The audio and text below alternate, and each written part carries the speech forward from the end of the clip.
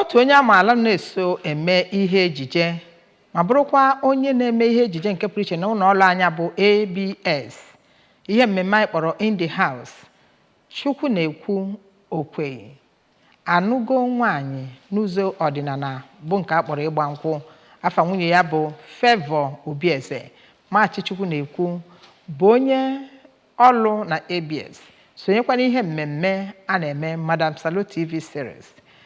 Nwunye bụ Favour Obieze ka ọ nụrụ na agụrụ kansụl ime obodo Anaọcha. Onye ọrụ anyị Kenechukwu Chukwudi n'ebe a ma weta ozi a ka anyị sonyere.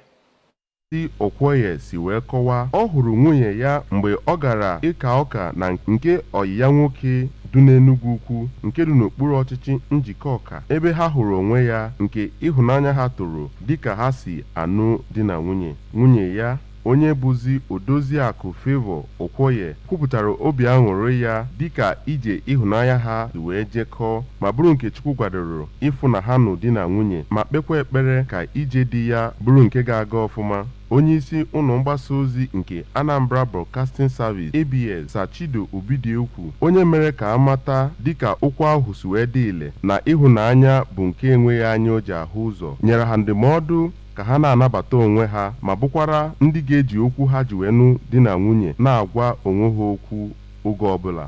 Onye bụ Director nke ngalaba Programs Department ABS Odoziakụ Nneka Ekwunife yanakwa onyeisi ngalaba Administration Department bụ Lady Tina Ekenta kọwara Maazị Okweye dịka onye nwere obi umeala nke o wetara ihe eji mara ya na ihe onyonyo a na-eme na ụlọ mgbasa ozi ABS bụ In the House, nke o kpekwara ekpere ka alụmdi na nwunye ya bụrụ ije mmiri. Onye ọzọ bịara mmemme ahụ bụ Maazị Sunday Okafọ kpere ekpere ka aka Chukwu bụrụ ihe ga-adị na ezinụlọ ahụ. Mmemme ahụ bụ nke ikwu na ibe yanakwa ndị na-echere ha ezigbo echiche jupụtara na ya, nke mmemme ahụ bịara n'uju mgbe e bunyere nwunye ya iko mmanya ka o gosi onye bụ di ya yanakwa ihe ọtụtụ dị iche iche gosipụtara na oge mmemme ahụ. Aha m bụ Kenechukwu Chukwudi n'akụkọ ụwa ABS.